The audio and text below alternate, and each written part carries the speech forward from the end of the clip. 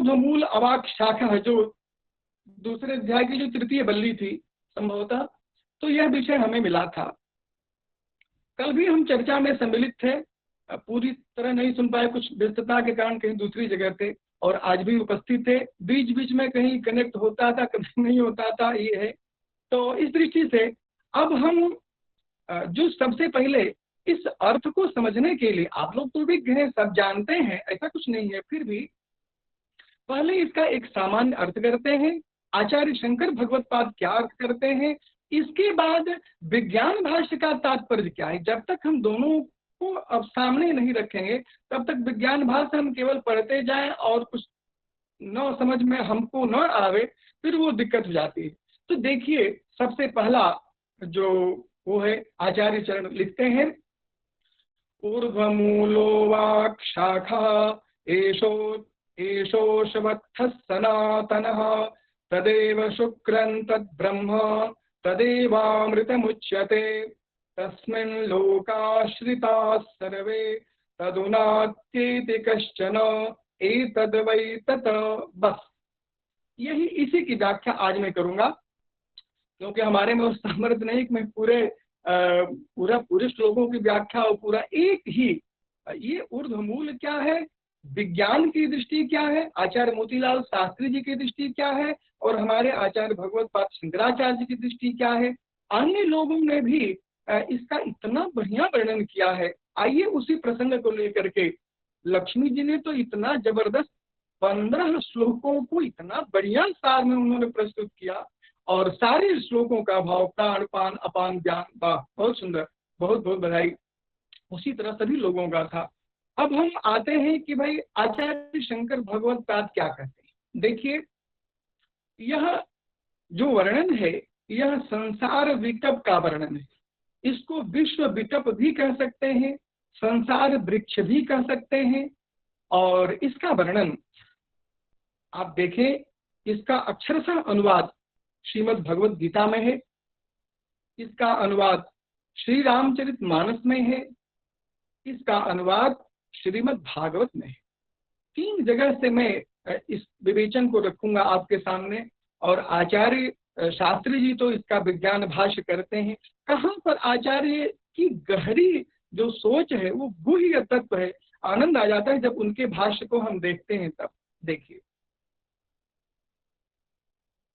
कहते हैं कि भाई ऊर्ध्वमूल का पहले सबसे देखें कि आचार्य शंकराचार्य जी क्या अर्थ करते हैं कि भाई ऊर्ध्वमूल अवाक शाखा, यह जो है इसका मूल जो है ऊपर की ओर है और शाखाएं नीचे की ओर है।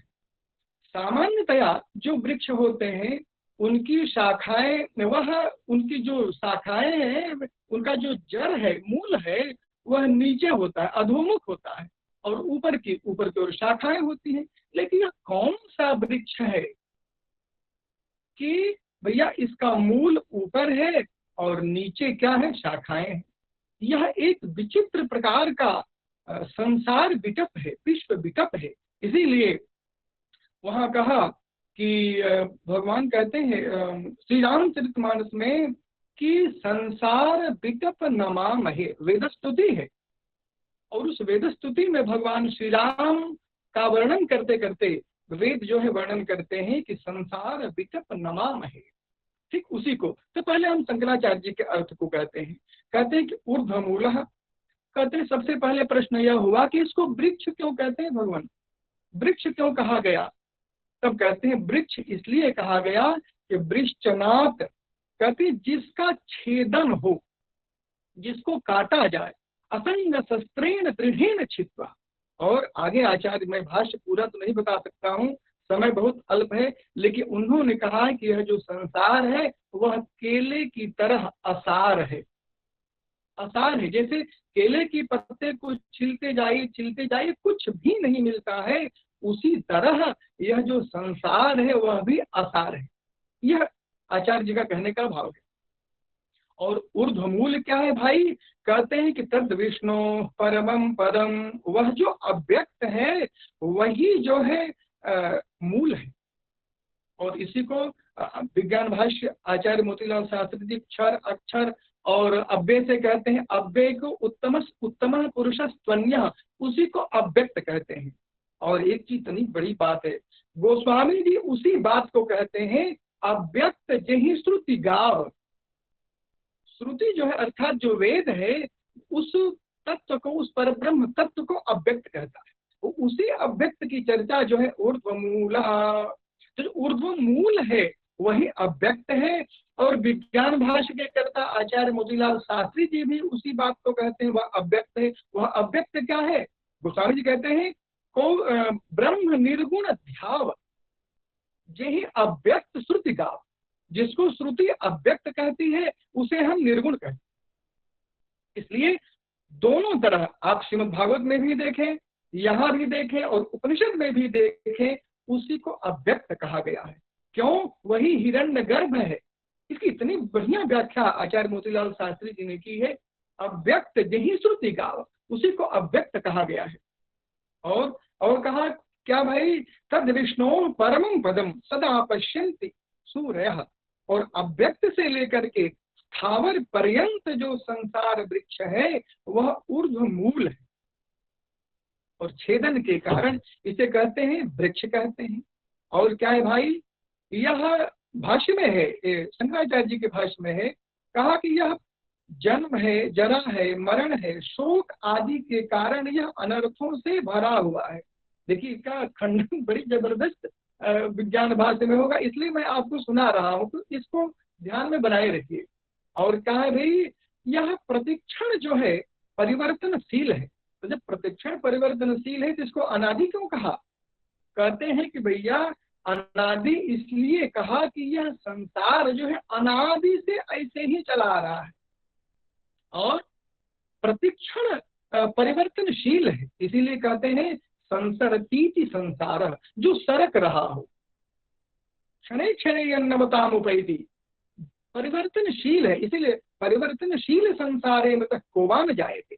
इसलिए कहते हैं कि तो एक तरफ तो आप अनादि भी इसको कहें, एक तरफ कह रहे हैं कि परिवर्तनशील है। कहे परिवर्तनशील तो भैया जी ये जो षड्भाव विकार होते हैं, जायते अस्ति विपरिणमते वर्धते अपक्षीयते इत्यादि, ये भाव जो है सब में होते हैं, पूरे संसार में। संसार के जितने स्थावर जंगम पदार्थ हैं सभी में ये भाव होते हैं। इसलिए कह देखिए, एक उदाहरण मैं देना चाहूं, अपने से उदाहरण देता हूं। इसको हमने कहा कि जिस प्रकार से सूर्य की पुत्री उषा है, और उषा को पुराणी भी कहा गया और युवती भी कहा गया, दो विशेषण दिए हमारे महर्षियों ने। उसी तरह यह क्या है? यह जो अश्वत्थ है, यह अश्वत्थ है, तो एक अश्वत्थ करेंगे न श्वः चिरं तिष्ठति, जो कल देर तक नहीं रह सकता है वही अश्वत्थ है। यही संसार, संसार बिटप नमाम है, यही संसार बिटप है। और न श्वः तिष्ठति, कल जो नहीं है, आज में हम देख रहे हैं कल स्थिर नहीं है। और क्षण क्षण में जो परिवर्तनशील है षड्भाव विकारों के द्वारा, वही कर्ममय, वही जो है संसार है, वही संसार वृक्ष है। लेकिन अनादि इसलिए कहा गया कि यह कब से चला आ रहा है। मीमांसक इसी को अनादि मानते हैं। मिथ्या आदि जो लोग मानते हैं वो तो ठीक ही है, वे ब्रह्म है। लेकिन मीमांसकों के यहाँ यह सृष्टि अनादि चली आ रही, कोई इसका न अंत है न कब क्या कैसे, कुछ अनादि सृष्टि। इसलिए कहा कि भाई यह वृक्ष है और प्रतिक्षण वर्धमान है। इसलिए जिस प्रकार से उषा को पुरानी और युवती दोनों कहा गया है, उसी तरह यह जो अश्वत्थ वृक्ष है वह भी क्या है? वह अनादि भी है और गतिशील भी है, प्रतिक्षण वर्धमान है। और एक बात, जो अव्यक्त है, जो व्यक्त नहीं होता, उसी अव्यक्त से ही ये जितने कार्य हैं वे व्यक्त हो रहे हैं। अर्थात इसको इस दृष्टि से सोचिए कि यह जो कार्य है, कार्य माने जो प्राणी है, हम लोग, जो सृष्टि है वह क्षर है, और वह परमात्मा जिससे यह सृष्टि है वह अक्षर है। हम लोग क्या है? क्षर है। क्षर सर्वाणि भूतानि कूटस्थोक्षर उच्यते। उसको कूटस्थ भी या अक्षर भी कहते हैं। इसलिए वह परमात्मा अक्षर है और हम लोग क्या है, क्षर है। इसीलिए उसको अव्यक्त कहा गया और हम लोग व्यक्त हैं। इसलिए अव्यक्त जही श्रुति गाव, तो अव्यक्त तो श्रुति कह रही है, लेकिन गोस्वामी तुलसीदास जी क्या कहते हैं, कहे निर्गुण, उसी को निर्गुण ब्रह्म कहते हैं। निर्गुण ब्रह्म सगुण भय जैसा। इसलिए तो यह जो है प्रतिक्षण वर्तमान है और अंत में होता क्या है भाई कि वृक्ष के समान अभाव रूप है, केले के वृक्ष के समान यह निस्सार है। इसलिए और अविद्या काम कर्म ये सब जो है इन्हीं बीजों से यह जो संसार वितप है यह उत्पन्न होने वाला है। और हिरण्यगर्भ ही जो है क्रिया शक्ति ज्ञान शक्ति का एक पुंज है, उसी के द्वारा यह जो है यह सृष्टि प्रवर्तित है, उसको कोई जानता नहीं। और तो कहा कि अच्छा बहुत सारे वृक्ष थे, अश्वत्थ को ही क्यों आपने रखा, बहुत सारे वृक्ष हैं तो अश्वत्थ को ही क्यों रखा। कहा कि भाई अश्वत्थ को इसलिए भगवान स्वयं कहते हैं कि अश्वत्थ वृक्षाणाम अश्वत्थोस्मि, वृक्षों में मैं अश्वत्थ हूं। भगवान की विभूति यह जो है वृक्ष है। आप मैं कितनी बड़ी बात बतलाऊं, आचार्य मोतीलाल शास्त्री जी ने इतना बढ़िया इसका विवेचन किया है। मूलतो ब्रह्म रूपाय और मध्य तो विष्णु रूपिणे। जो हम पीपल के वृक्ष की प्रदक्षिणा आदि करते हैं और पीपल की पूजा करते हैं, अश्वत्थ की उसमें वही भावना है। तो एक जो है अश्वत्थ तो वह अव्यक्त रूप है और एक कर्ममय है। अब देखिए यह भाव हो गया। अब जो है थोड़ा समय इसको मानस के रूप में जो है मानसकार क्या कहते हैं, गोस्वामी तुलसीदास जी क्या कहते हैं, इसके बाद मैं आपको ले चलूंगा वहां विज्ञान भाष्य पर जो मुख्य हम लोगों का विषय है। कहते हैं कि अव्यक्त मूलमनादित ऋत्वच चारि निगमागम भने षट्कंध शाखा पंच बीस अनेक परन सुमन घने फल जुगल विधि कटु मधुर बेली अकेली जेहि आश्रित रहे पल्लवत फूलत नवल नित संसार विटपन मामहे। बढ़िया गोस्वामी जी ने भी उसी विज्ञान भाषा को ही देख करके मैंने इसका भी वो कहा कि पल्लवत फूलत, अनादि जब कहे तब कहे नवल नित। क्या बात, यह जो है वृक्ष अश्वत्थ वृक्ष है, नित्य नवल है, नित्य नया नया हो रहा है। तब एक इस उदाहरण को मैं अवश्य देना चाहूंगा। प्रायः यह जो उदाहरण है प्रकारांतर से कुछ आचार्यों के मत से थोड़ी बहुत जो है, लेकिन भाव जो है जो संख्या है इसमें एकदम हूबहू वही है। सब जो लोग इसको स्वीकार करते हैं कहते हैं कि क्या है भाई, तो कहते हैं कि अव्यक्त अर्थात निर्गुण ब्रह्म ही जो है इसके मूल में है। और इसके जो त्वचा है, तना, त्वचा को हम तना कहते हैं, बलकल कहते हैं। तो कहते हैं कि यह तना चार है। कौन से चार हैं, कहते हैं जागृत स्वप्न सुषुप्ति तुरिया। ये चार जो अवस्थाएं हैं वही इस संसार के त्वक है। और क्या भाई, अब देखिए इसी को आचार्य मोतीलाल शास्त्री जी कहते हैं कि भाई ये जो है शाखाएं, ये जो षटकंध है, अव्यक्त मूलमनादित ऋत्वच चारि निगमागम भने षटकंध। ये 6 स्कंध क्या है, देखिए शाखाओं में स्कंध में अंतर है, ऐसा भ्रम न हो। स्कंध वह है जहां निकली है और उससे शाखाएं जो है अनगिनत शाखाएं फूटती हैं। तो मूल में जहां तना से जो शाखाएं निकलती हैं ये 6 हैं। कौन कौन, अव्यक्तात्मा, महानात्मा, विज्ञानात्मा, प्रज्ञानात्मा, प्राणात्मा और भूतात्मा। ये आचार्य मोतीलाल शास्त्री जी इसको कहते हैं।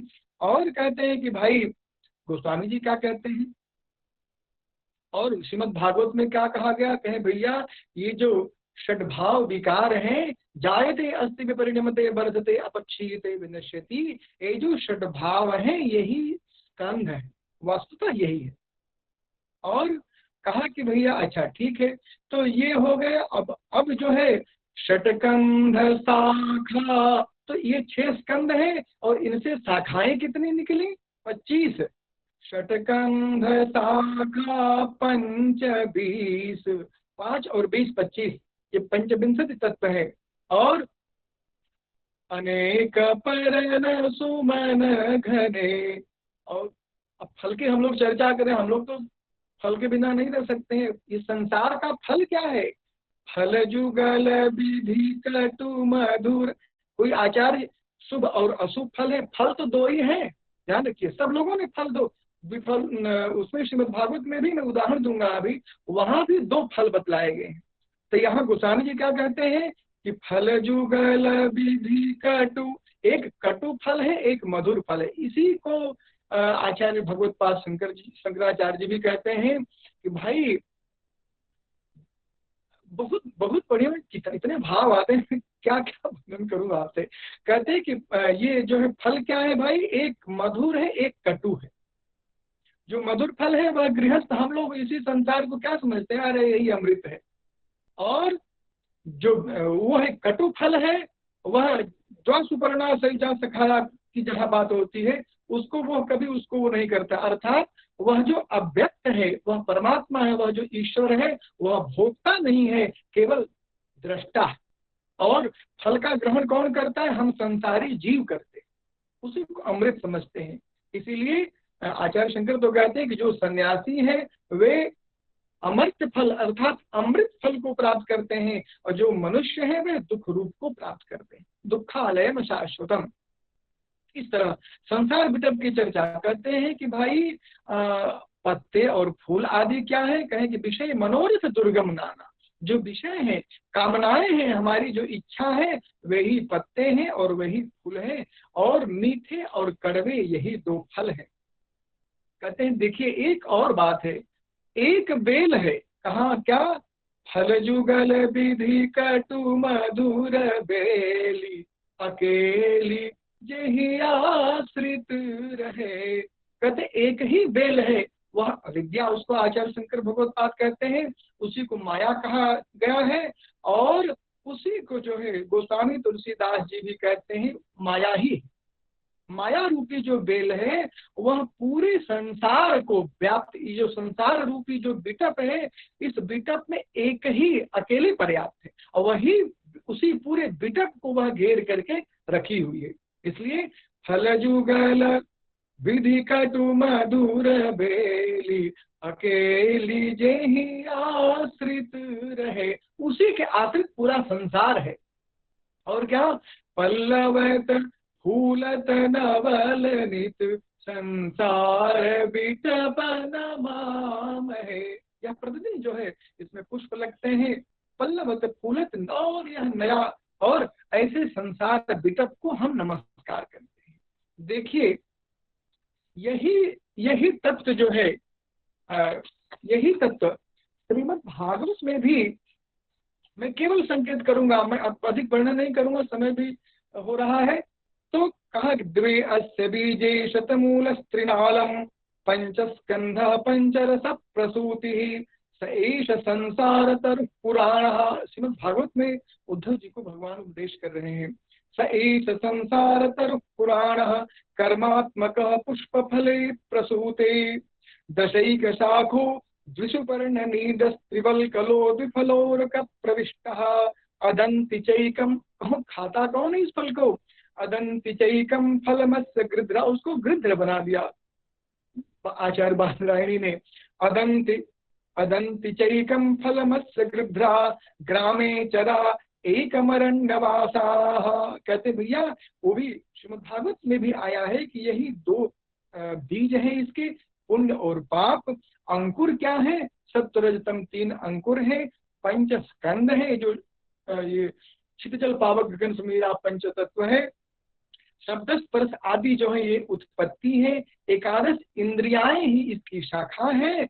और द्विफला, एक सुख है और एक दुख है। लेकिन सुख जो है वह सुख कौन प्राप्त करता है?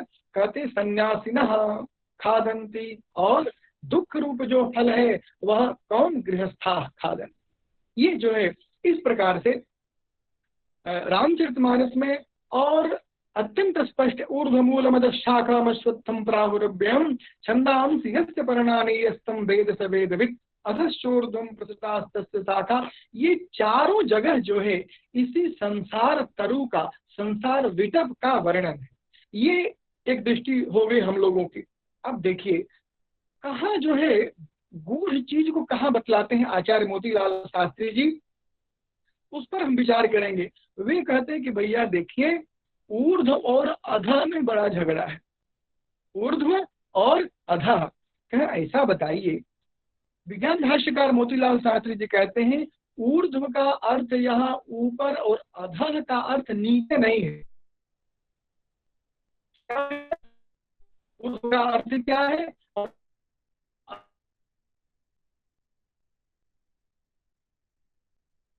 कहते हैं कि भैया ऊर्ध्व है वह ऊपर नहीं है। ऊर्ध्व क्या है? ऊर्ध्व कहते हैं केंद्र को, ऊर्ध्व कहते हैं केंद्र को, और जो परिधि है वह परिधि ही अधोभाग है।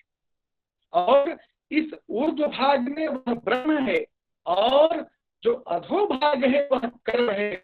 जितने भाष्यकार हैं, जितने आचार्य हैं, वे केवल केवल जो है का प्रतिपादन करते हैं, लेकिन उस ज्ञान का प्रतिपादन कोई नहीं करता है। अर्थात भाष्यकार जो मोतीलाल शास्त्री जी हैं, ये दोनों प्रतिपादन करते हैं। कर्म का भी ऊपर में है वह ज्ञान है और नीचे जो है वह कर्म है।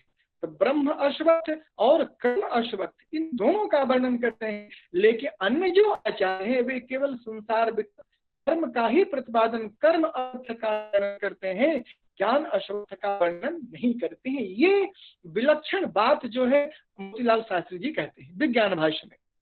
और ऊर्ध्व का अर्थ है केंद्र। आप ध्यान दीजिए, एक वृत्त का चित्र उन्होंने दिया, मैंने पढ़ा उसको, एक वृत्त दिया और वृत्त के में जो है वह मध्य भाग है, जिसको नाभिबिंदु कहते हैं, वही जो है मध्य है।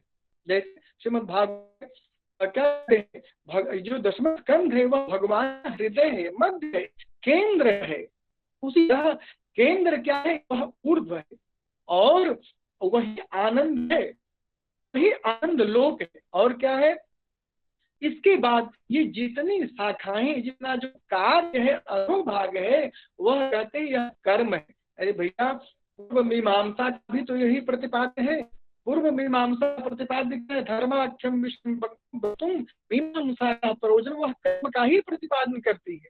और उत्तर जो वेदांत है वह केवल ब्रह्म का प्रतिपादन करता है, धर्म ब्रह्मणी।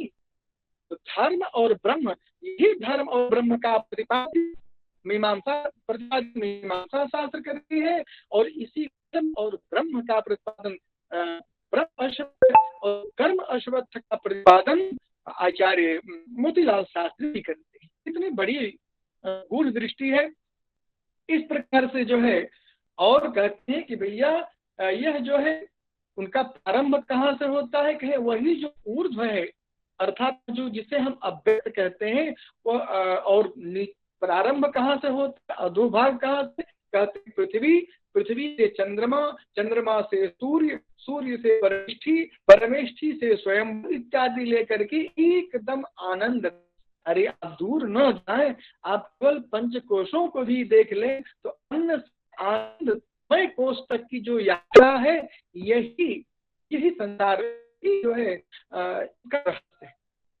अन्न से लेकर के आनंद तक ये जो पंचकोश है वही का वर्णन इस प्रकरण में किया गया है। इस प्रकार से उन्होंने इसी पंचकोश के तत्व के माध्यम से उन्होंने विज्ञान भाष्य को रखा और कहा कि यही अश्वत्थ है, एक अश्वत्थ है और एक जो है ब्रह्मवत्थ है। तो ये जो है विलक्षणता है आचार्य मोतीलाल शास्त्री जी की। और इतनी बढ़िया बढ़िया बात, समय चूंकि अल्प है, कम हो है, अब हम लोग इस विषय को